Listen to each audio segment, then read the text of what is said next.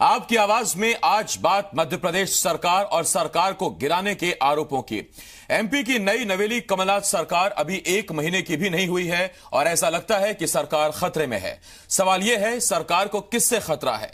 दरअसल बीजेपी के महासचिव कैलाश विजयवर्गीय ने इंदौर में एक बयान दिया। उन्होंने कहा कि कमलनाथ सरकार बीजेपी की कृपा पर चल रही है और जिस दिन बॉस का इशारा हुआ, ऊपर से इशारा हुआ, उस दिन कमलनाथ सरकार गिर जाएगी।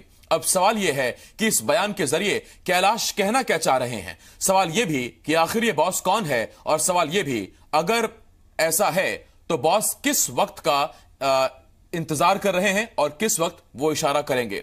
ऐसे तमाम सवाल होंगे जिनके जवाब जानने की कोशिश करेंगे। कुछ मेहमान भी हमारे साथ जुड़ेंगे, लेकिन सबसे पहले आपको एक रिपोर्ट दिखाते हैं, ये बताते हुए कि जो खबर हम आपको दिखाने जा रहे हैं वो पूरी तरह से विश्वसनीय है।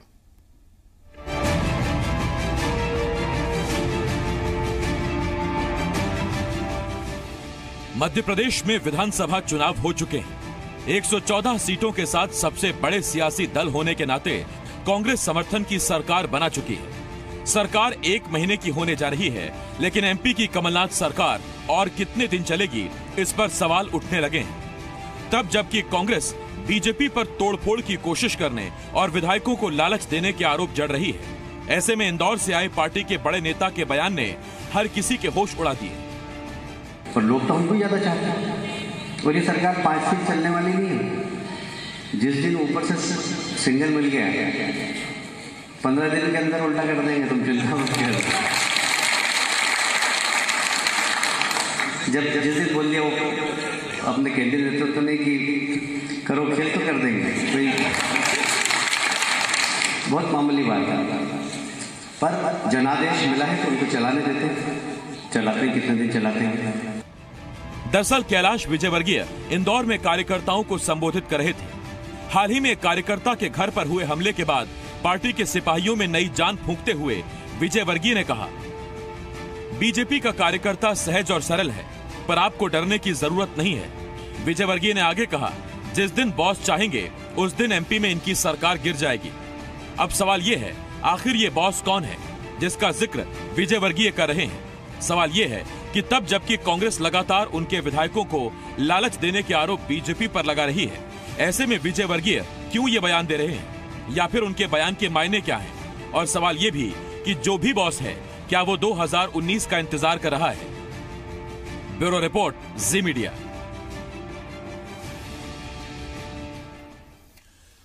शुरुआत से शुरू करते हैं।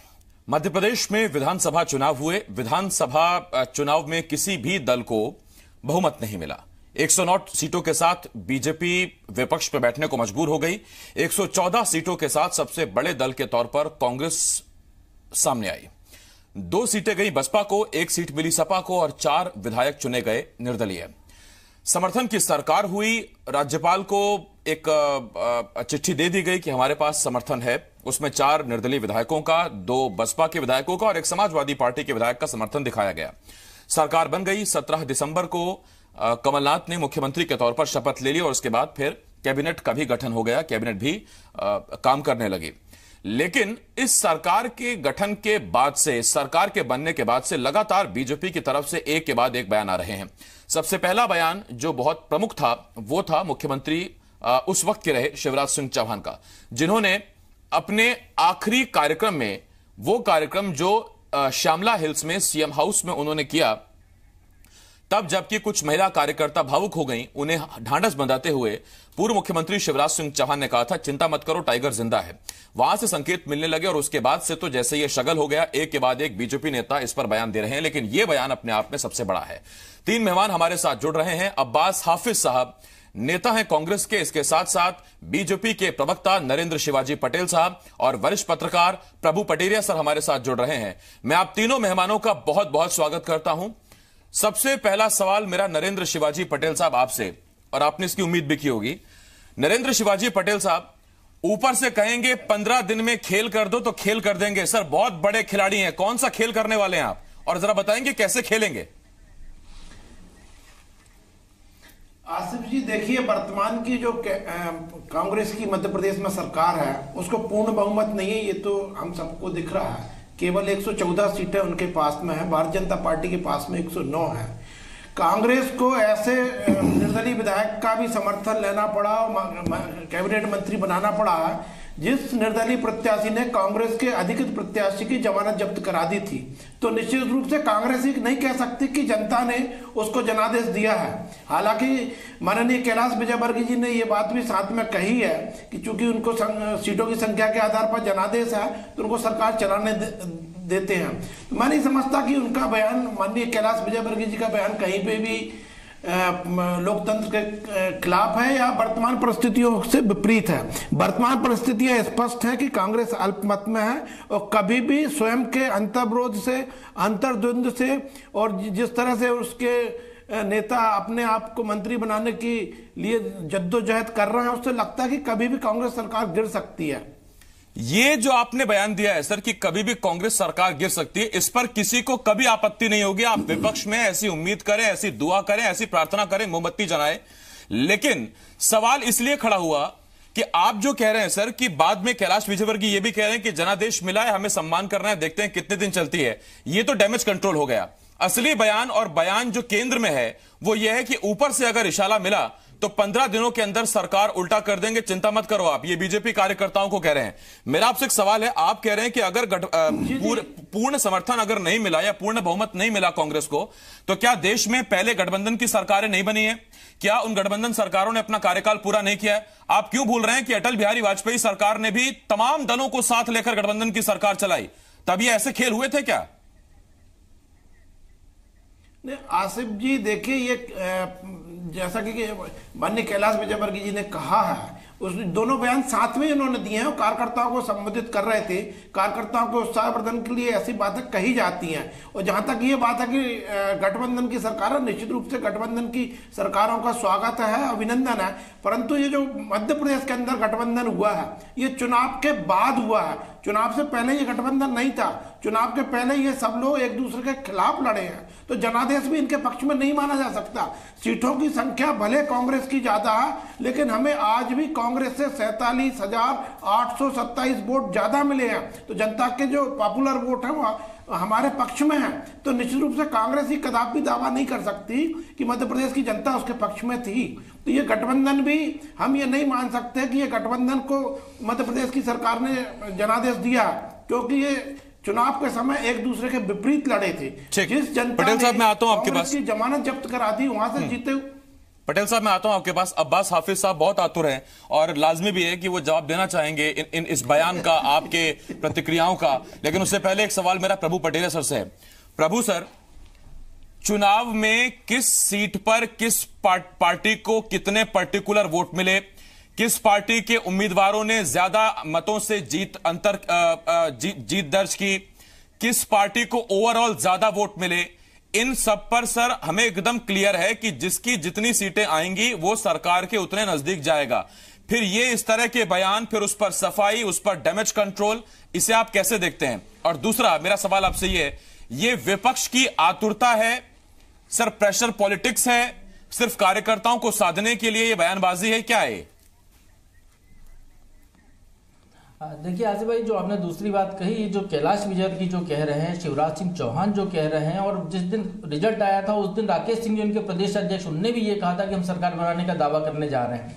ये सब बातें इनके जो हताश निराश कार्यकर्ता हैं, कैलाश जी की पूरी बात सुनिए आप। वो कह रहे हैं कि हम लंबे समय विपक्ष में रहे, 15 साल सरकार में रहे, हमारी आदतें खराब हो गई हैं सत्ता में रहने की, अब हमको अपनी तलवार की धार को तेज करना है। इस तरीके के मतलब कार्यकर्ताओं को जो हताशा उनके अंदर जो घर कर रही है सरकार जाने से, क्योंकि बहुत बड़ा एक कार्यकर्ताओं का वर्ग है जो SMS से इनसे जुड़ा है और सत्ता को देखकर इनके पास आया, वो केवल सत्ता के साथ रहना चाहता है। तो उसको साधने का ये जतन है कि उन कार्यकर्ताओं को ये कहा जा रहा है कि हम किसी भी दिन सरकार गिरा देंगे। लेकिन जो मध्य प्रदेश विधानसभा का सिनेरियो है वो बिल्कुल क्लियर है। 116 सीटें चाहिए सरकार बनाने के लिए, बहुमत का आंकड़ा 116 है। कांग्रेस के पास 114 है, 4 निर्दलीय है, उनमें से एक उन्होंने मंत्री बना दिया, तो 115 पे कांग्रेस है। और जो बचे 3 निर्दलीय है वो भी कांग्रेस के ही बागी हैं, कांग्रेस पार्टी के कार्यकर्ता रहे हो किसी न किसी जमाने में, कभी उनसे विधायक रहे, तो कांग्रेस के समर्थन में बैठे हुए।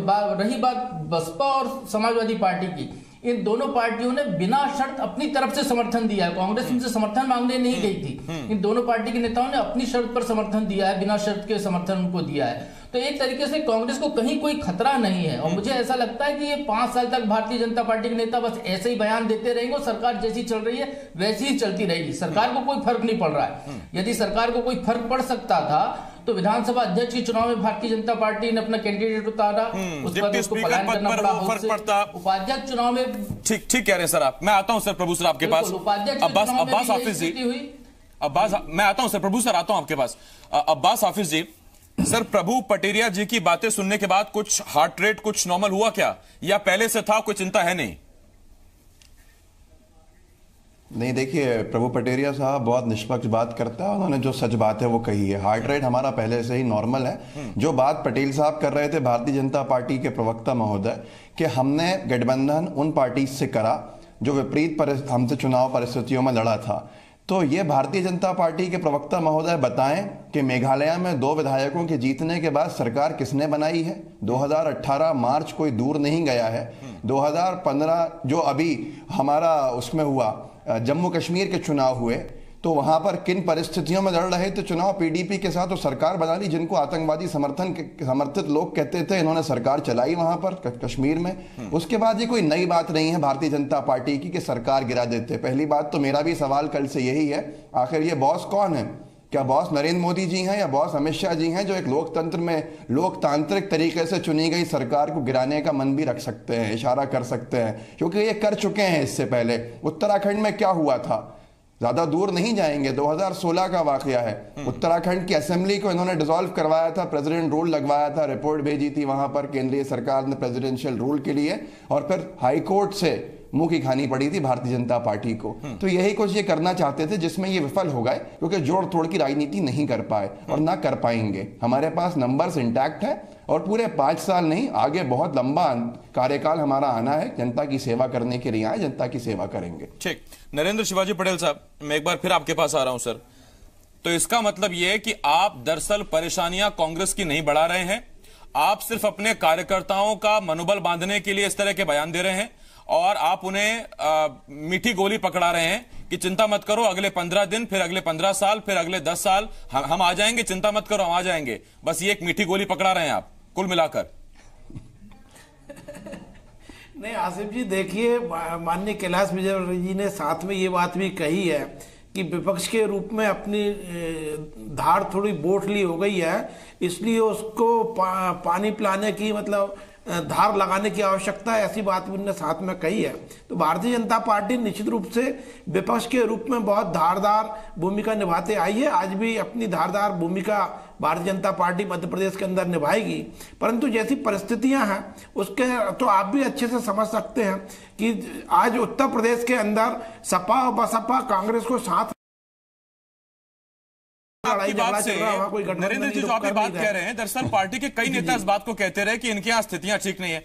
मेरा एक बड़ा छोटा सवाल है कि अगर ये 3-4 भाई हैं, इनकी आपस में नहीं बनती, फिर भी ये भाई हैं, एक दूसरे को पीटने को तैयार है, ठीक है, तो इसका मतलब ये थोड़ी कि आप जाके इनके हाथों में डंडा और छुरी पकड़ा देंगे सर।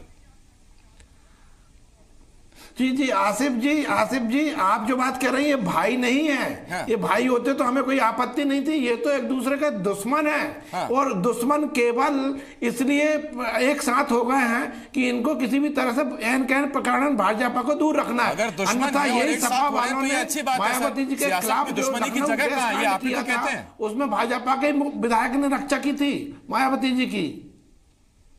मैंने कहा अगर ये दुश्मन है और एक साथ आ गए तो ये अच्छी बात है सर, सियासत में दुश्मनी की जगह कहां है, ये तो आप ही कहते हैं। ना ये तो सांप नेवले की दोस्ती कितने दिन चलेगी? कश्मीर में कौन सी दोस्ती हुई तो बताइए पहले आप। दोस्ती ज्यादा दिन नहीं चलने वाली। हाँ, अभी 5 मिनट इस पर और बात करेंगे, तो अभी तो सांप नेवला हुआ है, फिर आगे क्या होगा देखते हैं। प्रभु पटेरिया साहब, आपसे मेरा एक सवाल है। नहीं तो देखिए ना, आप इन लोगों का इतिहास देखिए ना, कहां सपा कहां बसपा कहां कांग्रेस, इन लोगों कोई गठजोड़ नहीं है। आप भाई देख लेना, चुनाव के नतीजे आएंगे, हमने देखे, फिर अब आप कह रहे हैं देख लेना, अब फिर कहेंगे आप 19 देख लेना।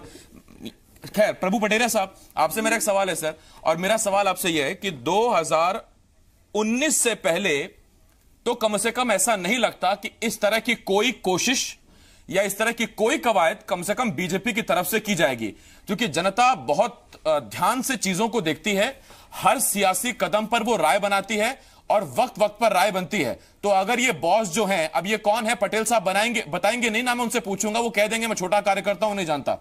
अगर बड़ा नेता कहते हैं तो पूछ भी लेता। तो ये बॉस जो भी हैं, ये कम से कम ये तो नहीं चाहेंगे कि 2019 से पहले एमपी की सरकार गिरे या हटे या टूटे। बिल्कुल आसिफ जी, बिल्कुल सही कह रहे हैं आप इस बात को।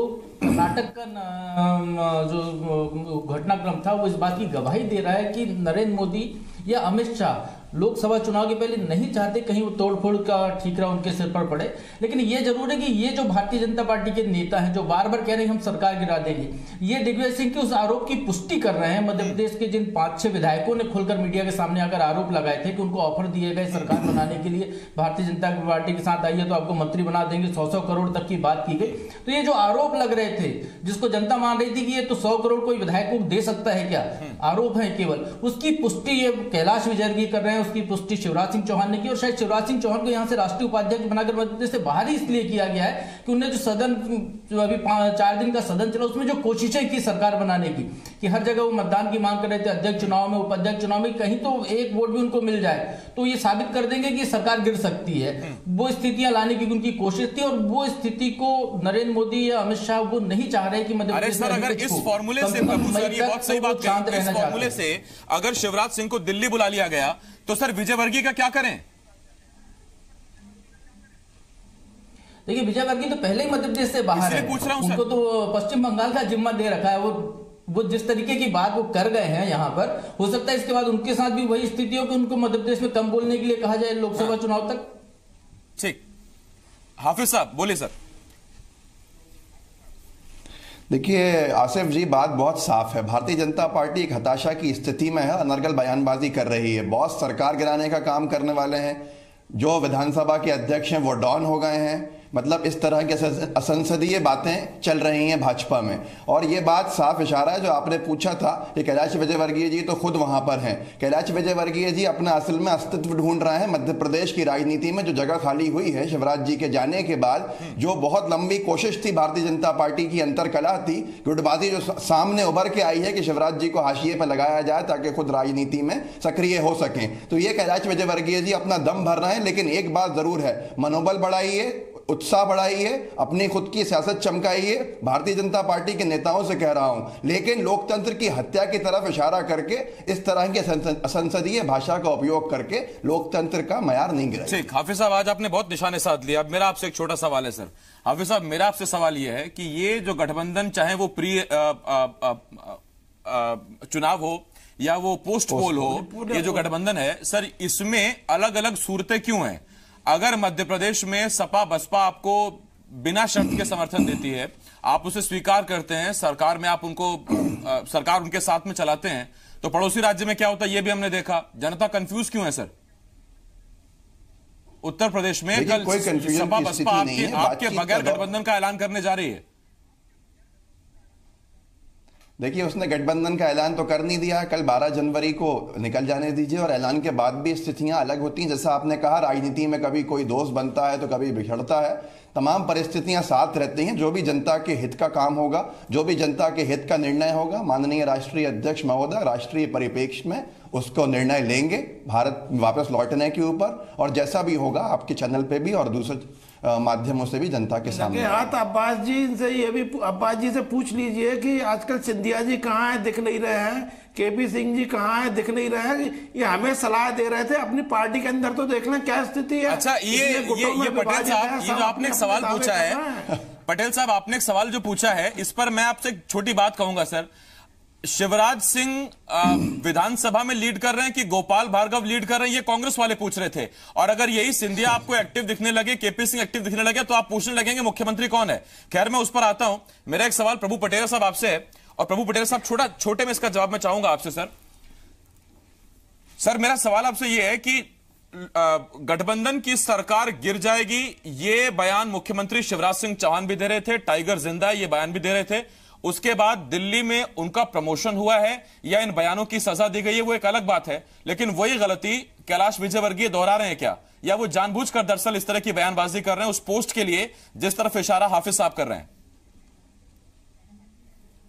देखिए, बहुत क्लियर यहाँ पर जो दिख रहा है वो कैलाश विजयवर्गीय इंदौर से लोकसभा चुनाव लड़ने के दावेदारी करना चाहते हैं और शायद यही वजह है कि वो वहां पर वो अपनी सक्रियता दिखाने के लिए आए हैं। विधानसभा चुनाव में उन्होंने अपना जो विधानसभा की जो सीट थी वो अपने बेटे को दे दी थी और चूंकि सुमित्रा महाजन एक उम्र का क्राइटेरिया जो भारतीय जनता पार्टी ने बनाया उस क्राइटेरिया के तहत तो संभावना ऐसी जताई जा रही कि वो चुनाव न लड़े, तो वो अपनी जगह तलाशने के लिए वहां पर ऐसी बातें कर रहे हैं और कार्यकर्ताओं को जोड़ने, उनमें जो हताशा निराशा हो गई है उसको दूर करने की कोशिश उनके द्वारा की जा रही है। इसके और कोई मायने नहीं। कैलाश विजयवर्गीय अपने दम पर सरकार नहीं गिरा सकते, न तो बॉस कोई अभी सरकार वहां पर गिरा सकता है, क्योंकि जो मध्य प्रदेश विधानसभा की जो परिस्थितियां हैं, जब तक कांग्रेस के कोई एमएलए नहीं टूटेंगे तब तक ये सरकार गिराने की स्थिति नहीं होती और वो अभी आसान दिख नहीं रहा है कि बहुत जल्दी ऐसी कोई स्थिति हो जाए, क्योंकि अभी 25 दिन तो सरकार बने हुए हैं, विधायकों के समझ में नहीं आ रहा है, मंत्रियों को अभी कामकाज समझ में नहीं आ रहा है, तो अभी बहुत सारे ऐसे पद खाली हैं जहां पर उनको एडजस्टमेंट किया जा सकता है। मंत्रिमंडल के अलावा निगम मंडलों की एक बड़ी लंबी सूची है मध्य प्रदेश में जहां पर एडजस्टमेंट किया जा सकता है, तो बहुत सारे रास्ते हैं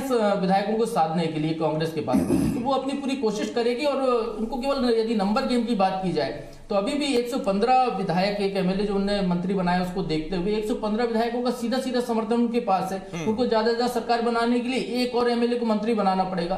भारतीय जनता पार्टी को 7 चाहिए और अभी 6 फ्री है यदि हम देखें, यदि कांग्रेस से दूर है तो भारतीय जनता पार्टी का रास्ता बहुत ठीक है। और तब जबकि बसपा और सपा ये कहते रहे कि बीजेपी गैर बीजेपी सरकार कोई भी बने हम समर्थन देंगे, वो समर्थन कांग्रेस को बना रहेगा इस फॉर्मूले के हिसाब से, फिर सरकार खतरे में नजर आती नहीं है। तो सवाल यही है कि क्यों फिर इस तरह के नेता बयान देते हैं, बीजेपी के बड़े नेता, और उस पर आज हम ये चर्चा कर रहे थे। बहुत शुक्रिया अब्बास हाफिज साहब, बहुत शुक्रिया नरेंद्र शिवाजी पटेल जी, और बहुत शुक्रिया